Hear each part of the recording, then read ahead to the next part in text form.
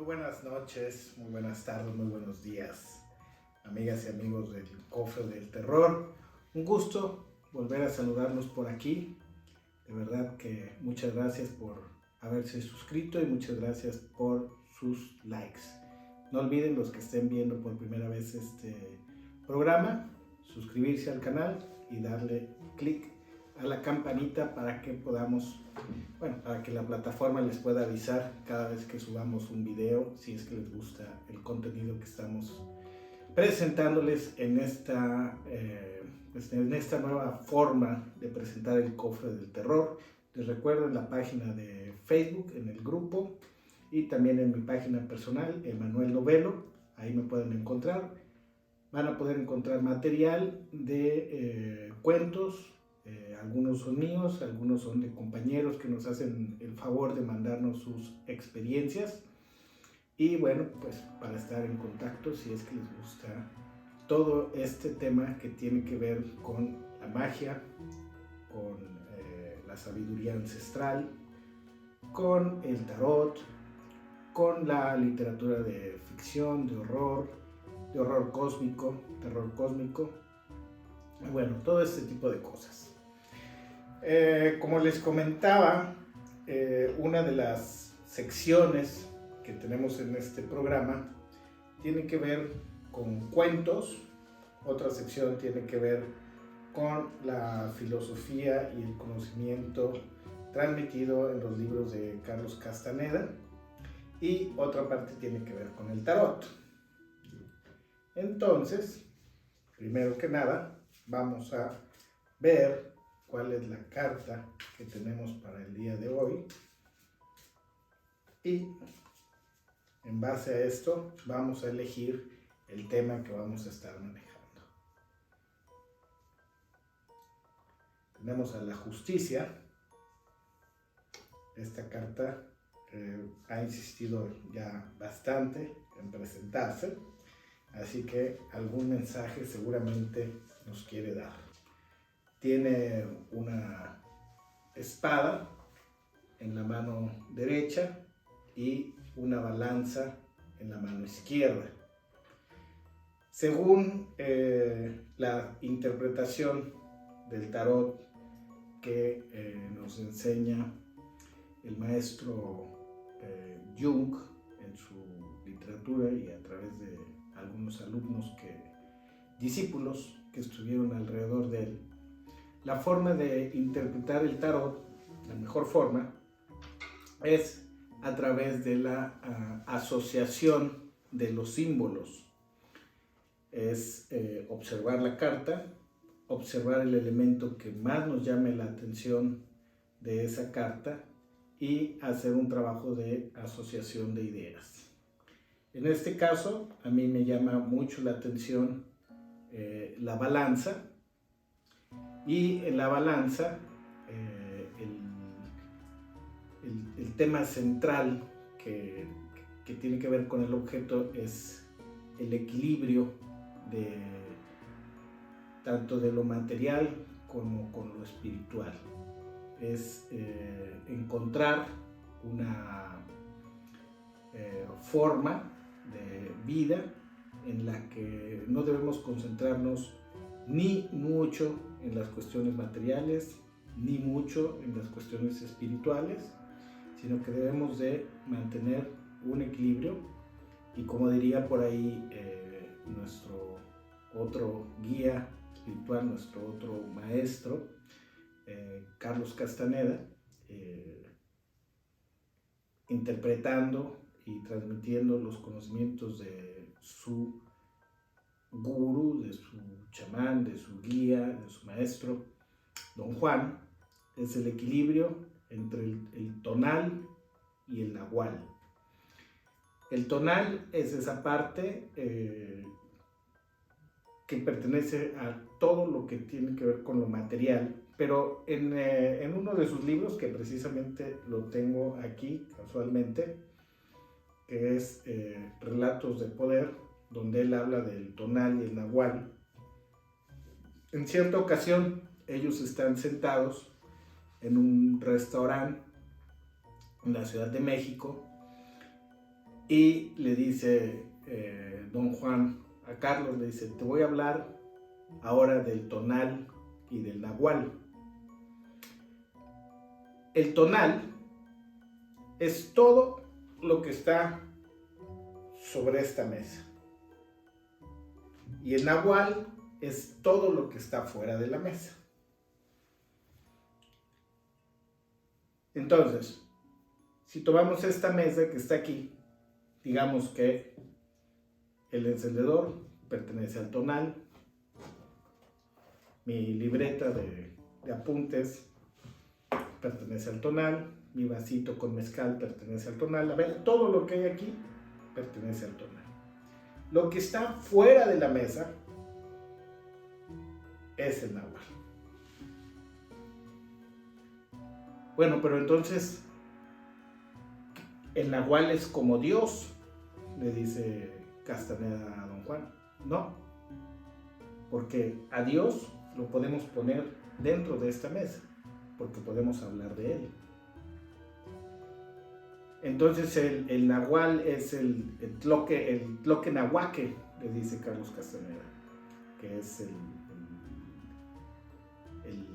dios de la filosofía náhuatl, de la filosofía tolteca, perdón, que es el que está cerca y está lejos, ¿no? Estar cerca y estar lejos es estar en todas partes, es el omnipresente, como quien dice, ¿no? Dice no, porque ese tema también lo podemos poner sobre la mesa y podemos hablar de eso. Y entonces, como siempre, Carlos empieza a desesperar porque no encuentra una explicación lógica para lo que le está tratando de decir don Juan, y obviamente pues todas estas son formas de romper la mente racional del aprendiz. Y lo que le estaba tratando, yo creo, ¿verdad? Yo interpreto, no soy nadie para dar una definición determinada sobre algo tan complicado como es explicar el nahual, pero lo que yo entiendo es que lo que le estaba tratando de decir es que en términos lingüísticos, todo aquello que los seres humanos nombramos existe, y lo que no nombramos no existe.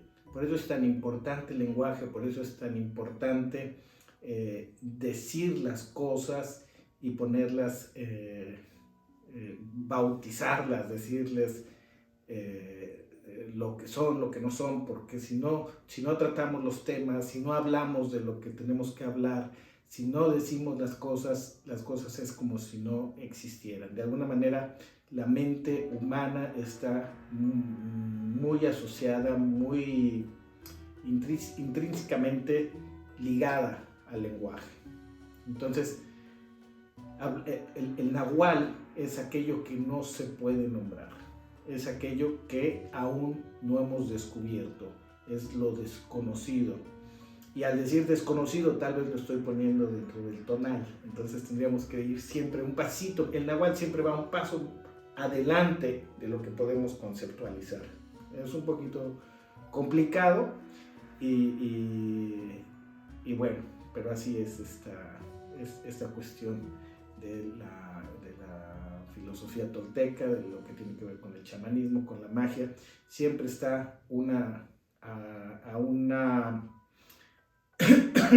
perdón, a una rayita de convertirse en algo imposible de descifrar, imposible de definir, ¿no? Entonces, otra de las cosas que don Juan le quería decir a Carlos era que tenía que ordenar su tonal, es decir, organizar todo lo que de alguna manera sí podía controlar en su vida, controlar sus emociones, controlar sus impulsos, controlar su vida material, controlar sus relaciones personales, poner orden, etcétera, etcétera, etcétera. Y en la medida en que fuera poniendo orden en ese tonal, se iba a convertir en accesible para el nahual. Entonces yo, viendo esta carta de la justicia, que a lo mejor se aleja mucho del concepto que generalmente tenemos de la justicia.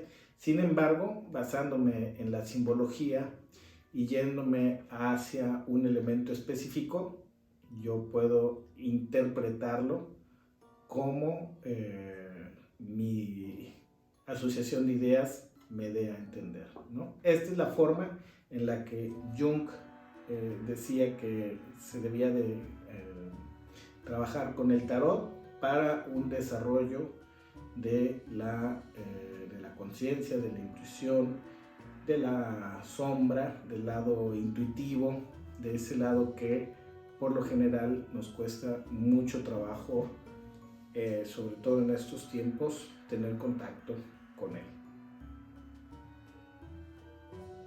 Y en ese mismo orden de ideas, perdón, no les invité un traguito, salud. Espero que en su casa también puedan disfrutar de alguna bebida sagrada, ya sea café, ya sea chocolate, ya sea mezcal, tequila, lo que a ustedes les apetezca y en el horario convenga. Quiero compartirles el día de hoy un cuento que también lo pueden encontrar ahí en la página de Facebook. Se llama Juanito el monstruo. Un cuento, una historia, es una leyenda que alguna vez me platicaron unos tíos allá en el estado de Yucatán. Y se contaba que en la ciudad de Mérida, bueno, cerca de la ciudad de Mérida, en aquellos tiempos había maquiladoras. Ahí trabajaba una jovencita que se llamaba Rosa María. Ella tendría alrededor de 18, 19 años, cuando mucho.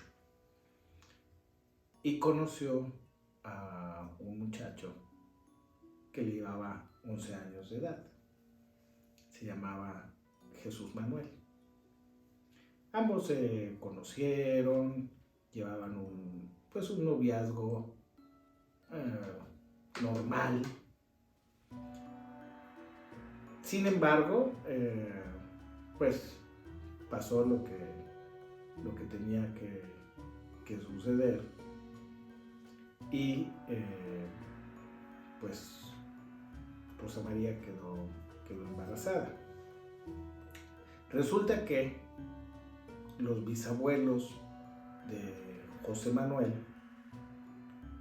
eran primos hermanos y los bisabuelos de Rosa María igualmente eran primos hermanos. Esto se vino a saber mucho tiempo después. En el momento no tuvo mayor relevancia, no tuvo mayor importancia el hecho de que esto fuera de esta manera. Sin embargo, pues a lo que sucedió después, pues aparentemente fue lo que determinó una cadena de eventos que no terminaron de la mejor manera. Porque cuando nació el niño, el bebé, era un niño completamente normal. De hecho, no era solamente normal, sino que era un niño muy, muy, muy bello. Sacó los ojos de la familia paterna, de la bisabuela, de hecho, que tenía ojos azules, que era de origen español. Y sin embargo, la tez era oscura y el cabello también era negro, como los orígenes mayas de su madre, de la familia de su madre. Entonces el niño tenía un aspecto muy, muy particular, muy exótico, y era un niño, pues cuentan que era un niño muy, muy, muy muy bonito cuando recién nació. El papá, Jesús Manuel, muere cuando el niño tenía 1 año, de una enfermedad aparentemente pues, desconocida. Seguramente fue algún cáncer o algo así, pero pues no se hicieron los estudios ni se investigó a fondo y todo quedó como si hubiera muerto de algo aparentemente extraño.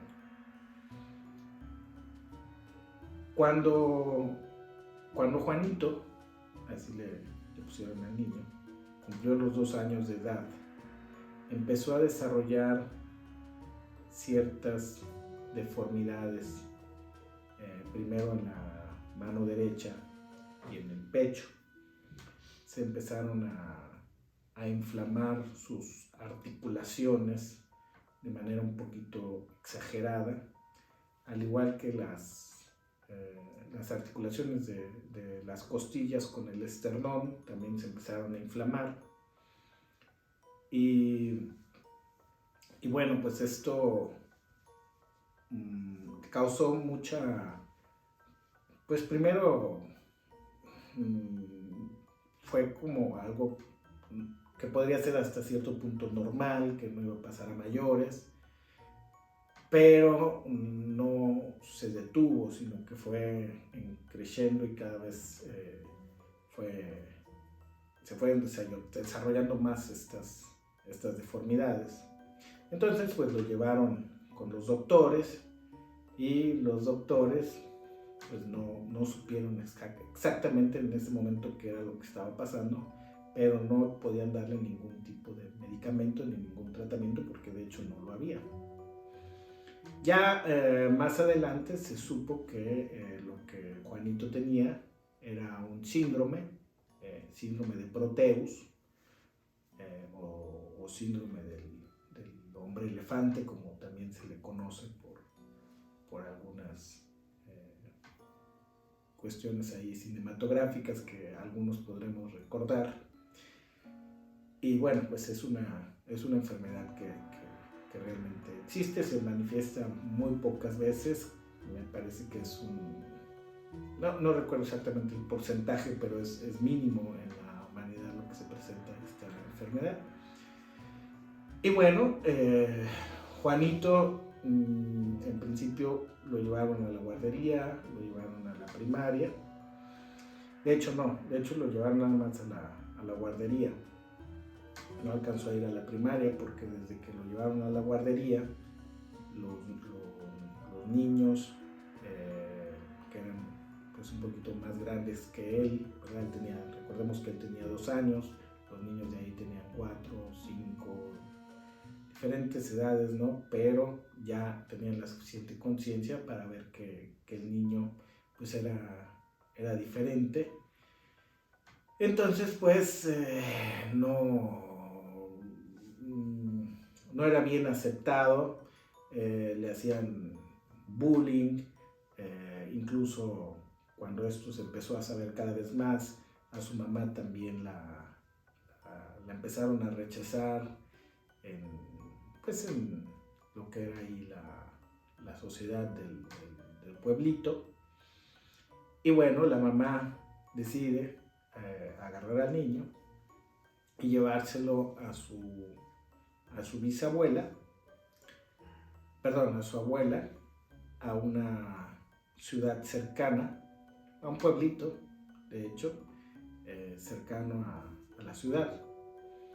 En este pueblito tenía la abuela una casa pues más o menos grande y con muchas habitaciones, que estaba casi sola la casa, ya los hijos ya habían crecido, ya andaban fuera. El caso es que la abuela vivía pues sola en esa casona. Entonces le pidió su hija Rosa María a la abuela que tuviera ahí al niño y que lo encerrara en una de las habitaciones y que no dejara que la gente lo viera ni que lo dejara salir para nada. Y así fue. Así se hizo y Juanito pues empezó a crecer ahí en casa de su abuela, encerrado en una de las habitaciones. Las ventanas estaban completamente selladas para que no entrara la luz y nadie se pudiera asomar ni pudiera espiar. Y bueno, pasó el tiempo y pues Juanito creció únicamente con cierta atención muy limitada, donde la abuela únicamente le introducía la comida por la mañana y por la noche, limpiaba un poco el excremento porque no lo dejaban ni siquiera salir a hacer el baño. Pues lo más básico, prácticamente lo tenían como un animalito, ni siquiera lo vestían. En esta soledad, en esta oscuridad, Juanito empezó a tener una serie de visiones, de alucinaciones, de contactos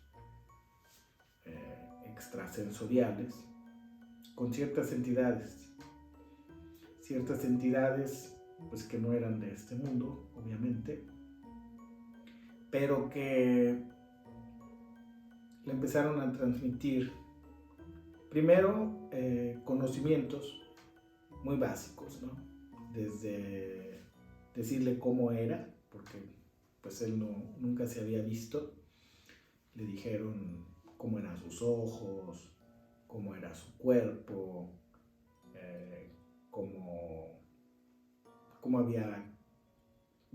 cómo habían sido sus ancestros, quiénes eran sus bisabuelos, por qué él estaba ahí. Después le dieron también conocimientos de matemáticas, de astrología, y de hecho le enseñaron a escribir en una caligrafía muy especial que todo el mundo pensaba que eran rasguños, cuando después se descubrieron las marcas que él dejaba en la pared, pero se llegó a saber que era una forma de sánscrito lo que él escribía. Nadie sabe cómo, pero pues esto fue lo que contaban que había hecho Juanito. Estas entidades también le dijeron que tenía que salir de esa habitación y contarle al mundo todo lo que ellos le estaban explicando. Estas entidades les decían que los seres humanos se estaban destruyendo la tierra, que se estaban matando entre ellos, que habían perdido el contacto con la naturaleza, que pues todo lo que sabemos que está pasando y que no es ajeno a nosotros. Todo esto ellos se lo contaron a Juanito, pero le dieron la fórmula, por decirlo de alguna manera, en que nos podríamos y nos deberíamos de organizar para que la destrucción de la tierra pues no se diera tan abruptamente como lo estábamos generando. Entonces lo convencen, pero le dicen, Juanito, solamente que para salir de aquí pues tienes que deshacerte de tu celadora. No le dijeron que era su abuela.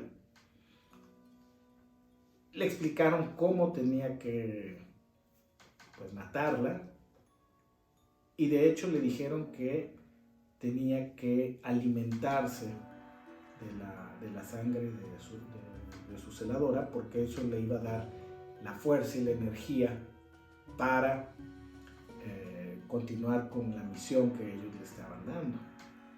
Entonces pues Juanito obedece a estas entidades porque pues tenía una estrecha relación con ellas y no tenía la conciencia del bien y del mal.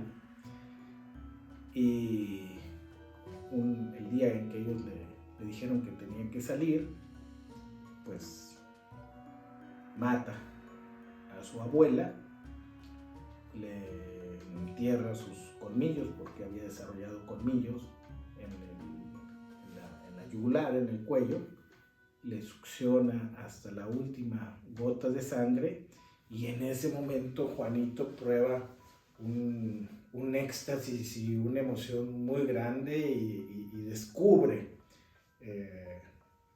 la maravilla de la vida, la maravilla del mundo, la maravilla de la luz. Al principio, después de matar a su abuela y succionarle la sangre, empieza a sentirse confuso porque él no sabía moverse en el mundo de la luz. Él había crecido en la sombra, en la oscuridad. Entonces ve destellos por todos lados, y en esa confusión se aturde y empieza a destruir todo lo que había dentro de la casa de la abuela, ¿no? Las vajillas, los muebles. Tenía una fuerza bruta, muy desarrollada, y también tenía un olfato y un oído y una vista muy desarrollada. Pero de repente ve un brillo que le llama mucho la atención y se acerca a donde estaba ese brillo, lo toma, y pues era un espejo.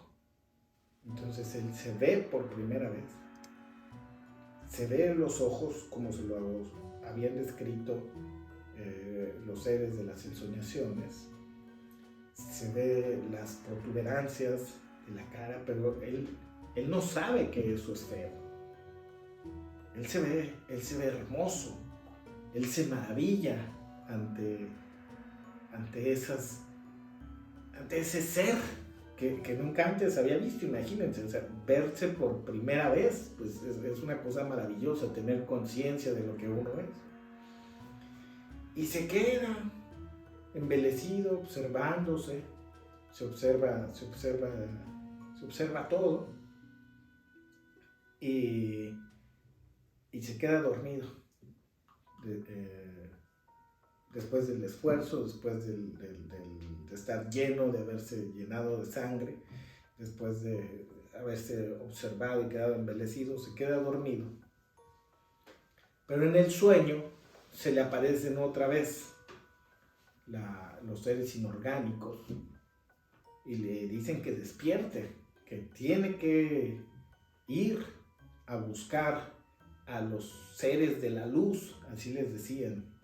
Los seres de la sombra le decían que tenía que ir a buscar a los seres de la luz para pues empezar la misión de rescate.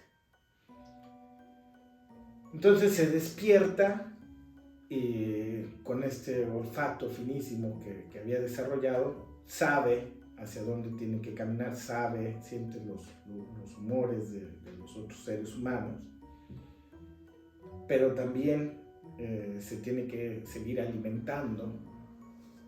Entonces en el camino se encuentra por ahí algunas personas, y al que se va encontrando se lo va matando y le va succionando la sangre, hasta que de pronto ya ve que se empiezan a acumular muchas personas. Mientras se iba acercando a la ciudad, pues obviamente iba viendo más personas, y de repente ve que la gente le empieza a aventar piedras, lo empieza a insultar, y él empieza a sentir dolor. Para él el dolor era una sensación pues prácticamente desconocida. Él había sentido el dolor físico por su enfermedad, pero estaba completamente acostumbrado a ese dolor. Pero el dolor que le producía la agresión con piedras, con palos, porque la gente pensaba que era un monstruo de verdad. Lo empezaron a perseguir, y esto le causó un dolor distinto porque llevaba la carga afectiva de la violencia, y esto para él era algo completamente nuevo. Entonces se empieza a asustar, y de pronto pues ya obviamente llega la policía, y entre varios logran contenerlo, y se lo llevan a la cárcel. En la cárcel, pues obviamente no le pueden hacer ningún juicio porque él no articula palabras. Nadie quiere defenderlo, y pues lo encierran. No llevaba ni un día que se había escapado de su primera prisión, cuando ya lo tienen encerrado en su segunda prisión, y pues última también, porque nunca logra salir de ahí. Únicamente era visitado por algunos médicos, algunos científicos que pues nada más lo observaban, le tomaban fotos, pero pues no hicieron nada por realmente poderse comunicar con él, y él pues desesperado intentó comunicarles las palabras que le habían dado aquellos seres, y lo único que hacía era pues rasguñar las paredes, decían ellos, pero pues lo que estaba haciendo era dejar su legado en la única forma que él conocía, en la única caligrafía que él conocía, pues, que después se supo, pues ya que murió él, pues que era sánscrito, y así fue como se supo que realmente era pues una especie de elegido, un avatar que traía conocimiento, y los seres de luz no supimos reconocer y no pudimos aprender la lección que nos traía Juanito. Esa es la historia de Juanito el monstruo. La dejo ahí para que reflexionen, y bueno, pues por hoy me despido de ustedes, una vez más agradeciéndoles que sigan apoyando el canal, y nos vemos la próxima semana. Gracias.